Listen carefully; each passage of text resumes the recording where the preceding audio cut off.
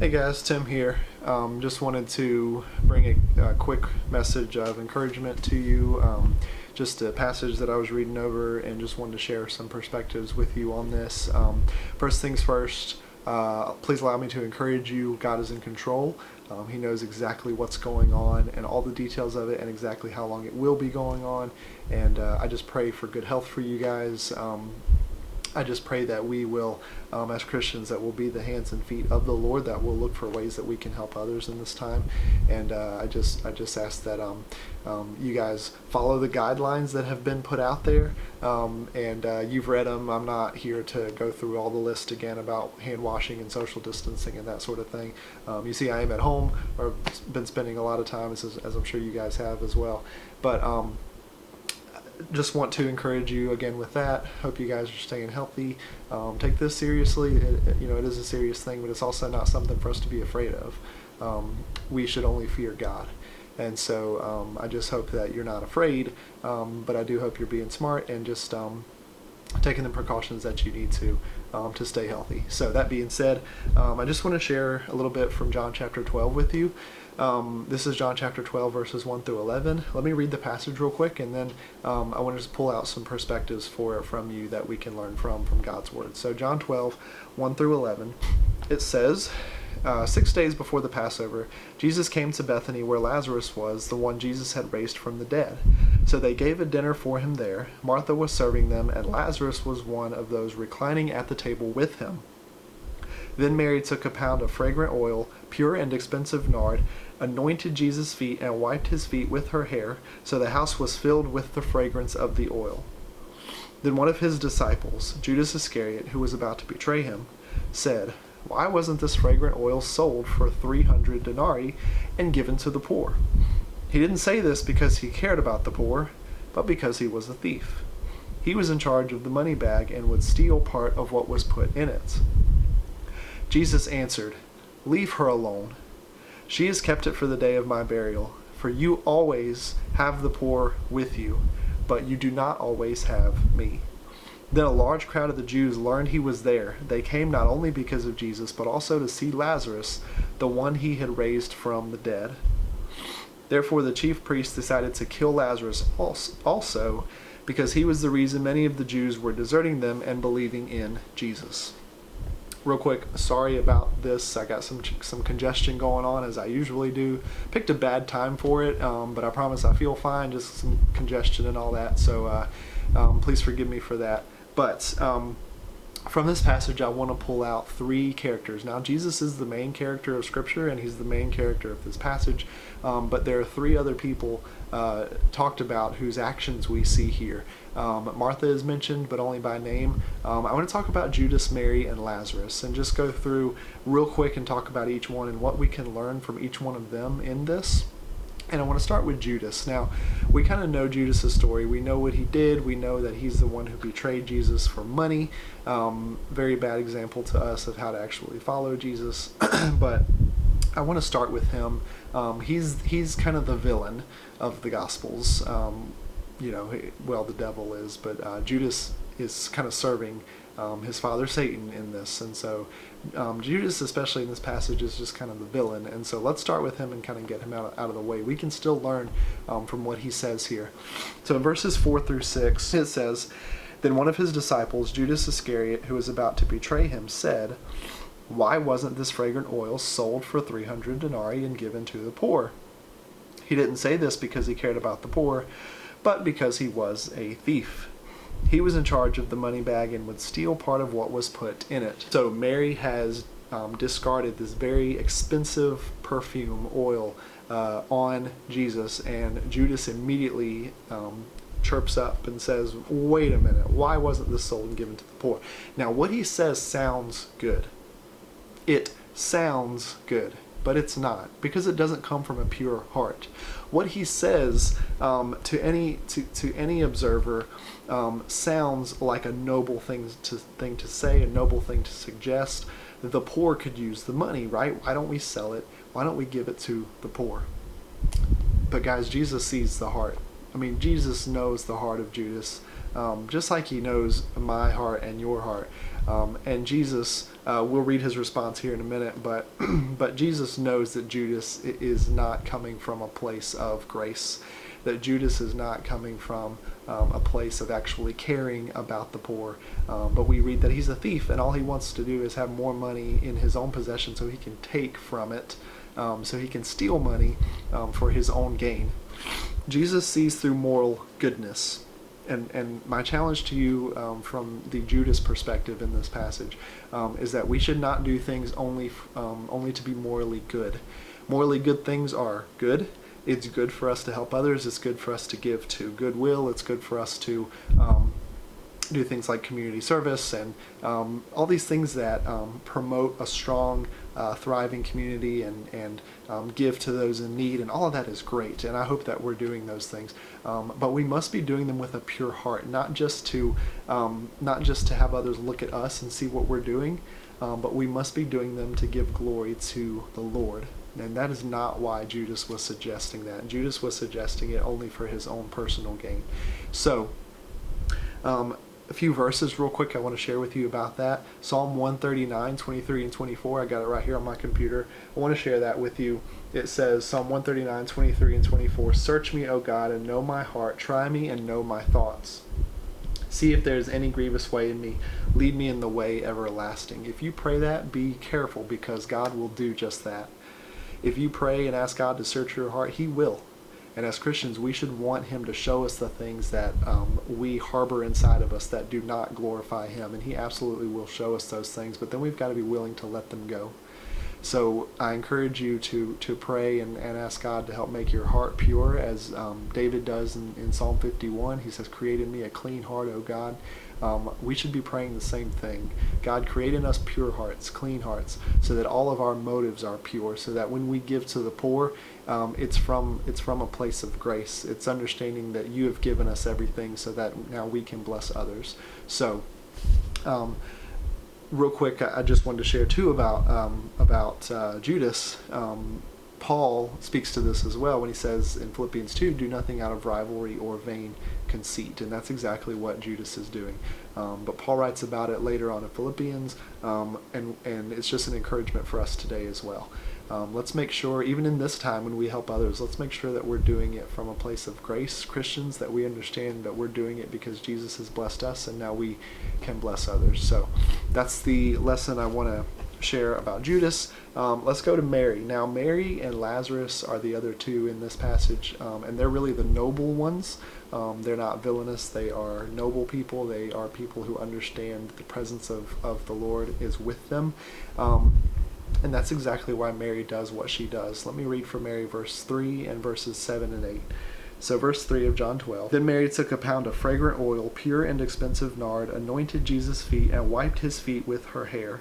So the house was filled with the fragrance of the oil." And then after Judas accuses her, Jesus answered, "Leave her alone. She has kept it for the day of my burial. For you always have the poor with you, but you do not always have me." So Mary takes the most expensive thing that she has and she just dumps it on Jesus. She takes the most expensive oil, fragrant oil, and dumps it on Jesus. Why? Because she understands the presence of Jesus is more important than anything else.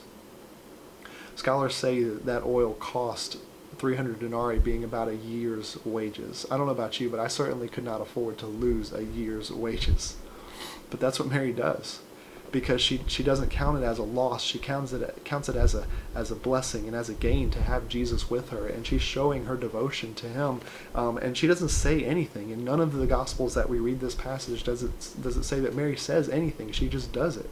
She just dumps the oil on Him to anoint Him with oil, to say, "You are the most precious thing that I have, and this is my devotion to you." Christian, is that how we live? Do we live to show Jesus that He is the most important thing that we have, that His presence with us is more important than how much money we make, or how much influence we have on others, or how high we can climb in our job or on the corporate ladder? Do we live to show Jesus He's the most important thing that we have? Because He is.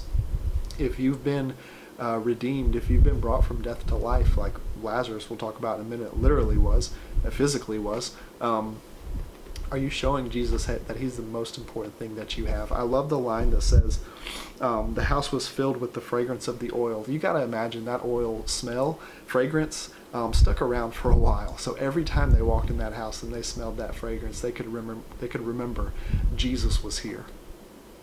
What about your home? When people go to your home, do they know that Jesus is there? Can people experience the presence of Jesus in your home? And in your life, when they're around you, can they experience the presence of Jesus? Is your life so devoted to him that people can see you and say Jesus is the most important thing in your life? I know lots of people who live that. I try to live that, and I hope you do as well. That Jesus is the most important thing to you, and Mary is showing her devotion to Jesus in doing this. So that's what Mary teaches us. In fact, Matthew 26 and Mark 14, Jesus goes on to say about what Mary does. He says, wherever the gospel is proclaimed in the whole world, this woman, what this woman has done will also be told in memory of her. How cool is that? That she is giving totally of herself, of what she has, to show how much she values the presence of Jesus. And Jesus says wherever the gospel is advanced and told in the whole world, this woman will be talked about too, just like you and I are doing right now. So what a great example of what Mary does, and what a great example for us as well. We need to give ourselves, we need to sacrifice things to the Lord to show that he is the most important thing to us. And everything he blesses us with, we should give freely, and we should give for his glory. So, okay, finally, Lazarus, the Lazarus perspective. Lazarus was dead just a few days before this, and now he's alive. And it's so cool in verse 2. It says that he was reclining at the table with Jesus. Let me read it. Verses 1 and 2. 6 days before the Passover, Jesus came to Bethany where Lazarus was, the one Jesus had raised from the dead. So they gave a dinner for him there. Martha was serving them, and Lazarus was one of those reclining at the table with him. And then a large crowd of the Jews learned he was there. They came not only because of Jesus, but also to see Lazarus, the one he had raised from the dead. Therefore the chief priests decided to kill Lazarus also, because he was the reason many of the Jews were deserting them and believing in Jesus. I feel like we just kind of look over real quick and read over verse 2 that Lazarus was reclining at the table with Jesus. How cool is that? I mean, he was just dead. He was, not only did he die, for 5 minutes, he was dead for 4 days before Jesus brought him back to life. What else would he be doing? If I were Lazarus, I'd have been like, yeah, you know what, Jesus, I'm with you now, man. Like, I'm gonna follow you anywhere, because you just raised me from the dead. I mean, what else would Lazarus be doing besides communing with Jesus and reclining with Jesus and hanging out with Jesus? And because he's doing this, so many want to not only see him, because especially those who saw him die or saw him be brought back to life, or just heard about this and now want to see the guy who literally was dead and is now alive. This has become, I'm sure, quite the story, and people want to come see him. And so he's pulling a lot of attention away from the Jews and the chief priests, and they don't like this, so that now they want to kill him. As Christians, we have been brought from death to life. We have not physically died, but we were spiritually dead, and Jesus brought us to life with his grace through sending his son, or God through sending his son Jesus to die on the cross for us, to be the way, the truth, and the life, so that now we can have communion with the Father. That's what Jesus does. And all throughout John, he's talking about, if you know me, you know the Father. And he's trying to help people understand that he is God, and that he is the way to the Father, and that he is the way to salvation. And many believe in him, but you have your Judases and you have your other chief priests and Jews who do not. And we find that their faith falls flat, and it's not genuine, and they only care about being morally good, and they only care about their reputation. And Lazarus gets it, and Mary gets it. Lazarus was physically dead, and Jesus brought him back to life. What else would he be doing but reclining with Jesus, communing with Jesus? And Christian, we should be doing the same thing. We should understand, again, going back to Mary, that Jesus is the most important thing that we have. That Jesus saving us, that salvation that he gives us, that he gives freely to us through his blood, is the most important thing that we have. We should be communing with him, meaning we should be spending time in prayer, reading his word, especially right now. I've had so much more opportunity to really get into his word and listen to sermons and do things like this that I wouldn't normally be doing because I'd be working or I'd be going out and eating or whatever, things I can't do right now. So we should be communing with the Lord, reclining with Him, abiding in Him as a Christian, so that other people see that He is the most important thing in our lives, just as Lazarus is doing here. Lazarus is kind of interesting to think about. Lazarus, if he heard that they wanted to kill him, what do you think his response would have been? I don't think it would have been, oh gosh, they want to kill me for following Jesus. Let me get away from Jesus. No, because he was already dead. Jesus already brought him back to life once. Not saying Jesus necessarily would have a second time. We know he could have if he wanted to. The Bible doesn't, say that happened. But if they did kill Lazarus, why would he be afraid of them killing him? The Bible says we should not fear man who can only kill the body. We should fear God. So Lazarus understood this, and he wasn't afraid, and he was following Jesus. And as Christians, we can't be afraid either. We should follow Jesus and understand that He is the one who has saved us. He is the one who redeems us. I imagine that Lazarus, now I don't know this for sure, but I imagine that Lazarus, when he was brought back to life, had no more scars, had no more bruises, had no more high blood pressure, had no more headaches, had no more maladies with his body or sickness, or I don't know for sure, and I'm sure he did probably throughout the rest of his life. I'm sure that kind of stuff would still happen to him. But when Jesus saves us, we go from spiritual death to spiritual life. And when He saves us completely and absolutely. And as you're being edified as a Christian, as you're being made to look more and more like Jesus, He goes from the heart out, and He redeems every part of you. Every part of you that is not glorifying to Him, He redeems, and He makes to look more like Him. And if you're a Christian, you know exactly what I'm talking about. The things that we struggle with that we know are not of God, we've got to give those things up to Him and watch as He fixes those things in us. Watch as He redeems those things in us, so that one day when we're with Him for eternity, we look like Him, because He has made us to look like Him. And it's a process. So I don't know actually if that was the case with Lazarus, if he was brought back to life and had no more cuts or scars or anything like that. But it'd be pretty cool if that's how Jesus did it. But just a few more things to wrap up. Just a few final, points after we've looked at these three perspectives. Communion with Christ is the only possible lifestyle for one who has been raised from the dead. And I kind of mentioned this already. When we've been raised from the dead, what else would we do but live for Jesus? I mean, what else could we do but live for Jesus? That's why Lazarus was reclining with Him. I want to recline with Jesus because He saved me. He adopted me into His family. When I was a lonely beggar on the street, having no hope of anything, He adopted me into His family and gave me the full blessing of all of His inheritance is now mine. What else would I be doing but communing with Him?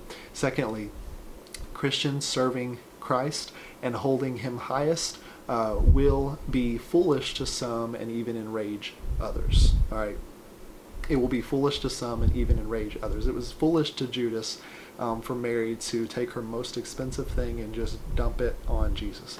The fragrant oil that showed the presence of Jesus and her devotion to Him. It was foolish. And Christians, as we serve Christ, it will be foolish to others. The cross is foolish to those who don't understand it. It's foolishness, and it was foolish to Judas. And if you're not a Christian and you see us as Christians and you say, why would we do the things that we do? It's because we've been brought back to life. It's because we've been saved and we're trying to commune with Jesus. So I hope that if you're not a Christian, if you don't know the Lord, I hope that you'll that you will receive the inheritance being offered to you, that you will be adopted into His family as well, and that you will want to serve Him as well. And so you can have that inheritance, that communion with Him like we're talking about today. Finally, if those acts of devotion to the Lord seem foolish to you, again, I hope that you will take into consideration these perspectives that I've talked about today, namely Mary and Lazarus, and see that there's no point in running after other things. True freedom only comes from Christ, especially in times like this. A lot of churches will be broadcasting, doing live stream and that sort of thing for a few weeks. So a lot of people are looking for hope right now. If you don't know Jesus, I'm telling you, this is where it is. It's in God's Word. It's in Jesus. Hope comes from knowing Christ, and hope is what a lot of us need right now. So I invite you to pray and ask the Lord to save you, to forgive you of your sin, to raise you from a spiritual death to a spiritual life, to being alive with Him. And I'm always here if you want to shoot me a message, call me, text me, whatever, and talk about that. I'm here for you. And I know lots of other people who would be as well. So we got to stick together. Christians, we got to look out for others. We've got to show that the presence of Jesus is the most important thing in our lives. And we've got to live to show that to other people, and to be the hands and feet of the Lord, especially in this time. So that's really all I got. Thank you guys for listening, for watching. If you've made it this far, kudos to you. I'm sure a lot of people probably didn't, but if you did, I'm indebted to you. I thank you. I hope that this has been a blessing to you. Go wash your hands, and I'm praying for you guys, and just praying good health for you, and I hope the Lord blesses you and your family. Thanks.